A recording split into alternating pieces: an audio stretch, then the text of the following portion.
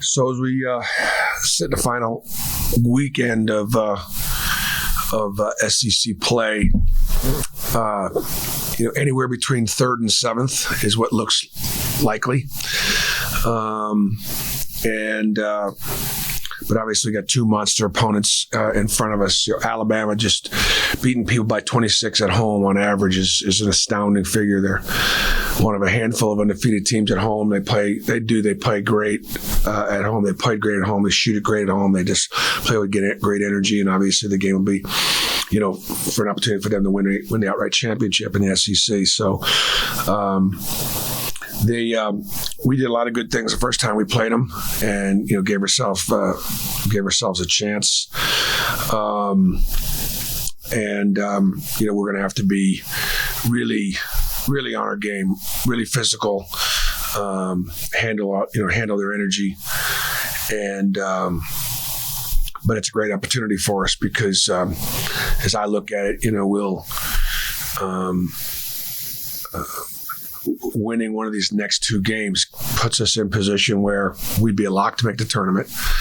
And I just know I've been in situations in other years where there's nothing left on the schedule to really get you over the hump that really can get you in. And then you have to hope that somebody else loses. Well, we don't have that situation. We are still in control of our own destiny. So.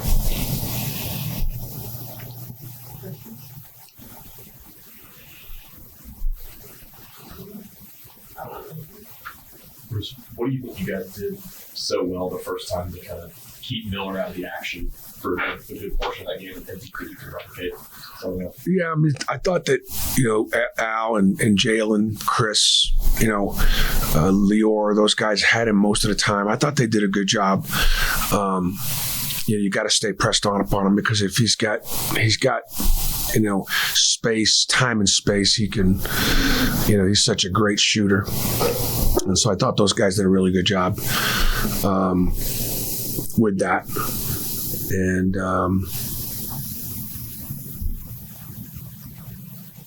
we try to, we'll definitely try to duplicate what we did the first time. He's playing great right now. I mean, that's probably from a standpoint of just his scoring, one of his lower outputs of the year. Bruce, how's the team kind of responded after the loss and the second half went against Kentucky? How did they come out kind of yesterday? I think that we've had a ton of Saturday losses here down the stretch. So if you don't mind me looking down, kind of dating back to West Virginia. So West Virginia, Tennessee, Alabama, Vanderbilt, Kentucky. So we lost 5 straight Saturdays. And that just, that wears on you. I would say that, this was the most discouraged that we've been because we were just so outplayed and outperformed and overwhelmed at Kentucky in the second half. And of course, Alabama's been doing that to everybody.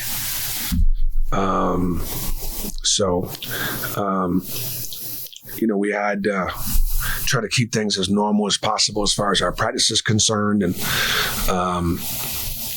we really want to take advantage of the body of our work. This team has worked really, really hard to maintain its position and, to continue to be, have a chance to, compete for third place still or, be in position to make the tournament based on the body of our work. And you just would hate to see it go away at the end just because the schedule was so overwhelming and we weren't up to the task. That was actually my question. Was kind of like mood of the team right for the game when you were in the huddle?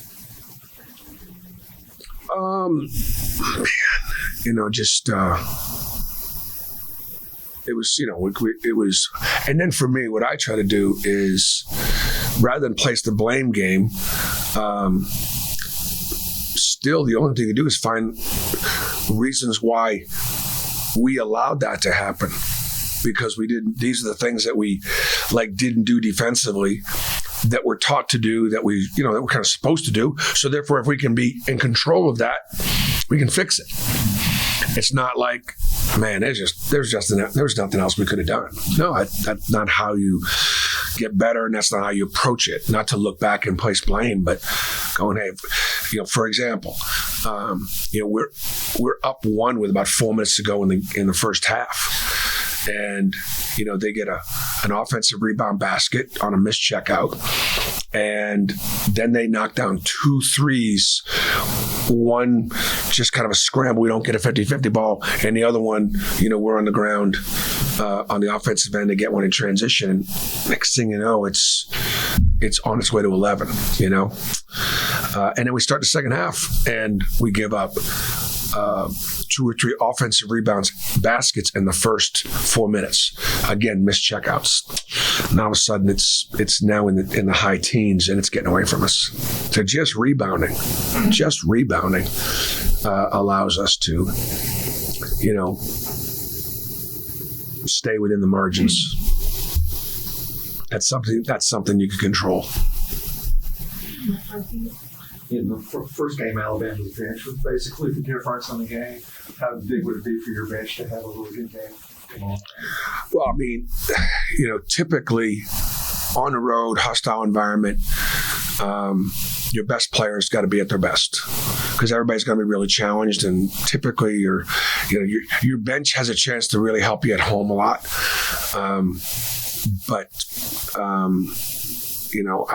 We're still playing 10 guys, and we're best when everybody contributes, and it would be great if we get more from our bench, but our best players are the ones we still rely on. Last question, Hope. Edwards, is there any thoughts on when you approach the team at this point in the season, what you have left? Can you just try to condense it down and say, nothing else matters almost at this point. It's just you've got a game or 2 in front of you, win a game, and that's it. How do you sort of separate maybe at this point what's happened and just say, win a game, win 2? Well, exactly that. I'm going to go through the scenario today of what winning 2 means, what winning 1 means, what losing 2 means. Just always put it out there so the guys understand. You just don't ever want to look back and have them be in any sort of a doubt, and then look forward to the SEC tournament. We have an idea based on just where we would, who we could play in the first game, one way or the other. Chance typically in the first game, it's not going to be an opponent that could put you in, but it's definitely an opponent that could put you out. So we have a chance to play 2 opponents that could get us in right here, right now. Go to the SEC tournament, lose and you're done, but win and you still may not be in. You can't win yourself in, maybe with that first round opponent. So all you do is lay the cards out, which then I go back to, man, the body of work, for example, Colgate won their league, and that matters. The wins over St. Louis, even though they've not had a great year, that was a great win for us. Beating Northwestern, who's a quad 1 win, and holding them to 42 points was significant. Bradley won their league. And the formula that we've always had of trying to play, really good non-conference teams that have a chance to compete there, that stuff's all really helped us. It seems like it's a long time ago, but it really isn't. And then the decisions to play, to be the only Power 5 school to play 3 true non-conference road games against other Power 5 schools. We only won 1 of them at Washington, but still, all that stuff helped our strength of schedule. And so, you'd hate for it to be a situation where we just couldn't beat the best teams on our schedule. That's what it's boiled down to so far. We just haven't been able to beat the best teams on our schedule yet. Arkansas, would certainly be one that you would look at and say that would be, and that's been one of our better wins. They're ranked 13th at the time. And so the Mississippi State win, the Missouri win, those wins in league look like teams that got a chance to make the tournament. So wins against the field. We just need another one.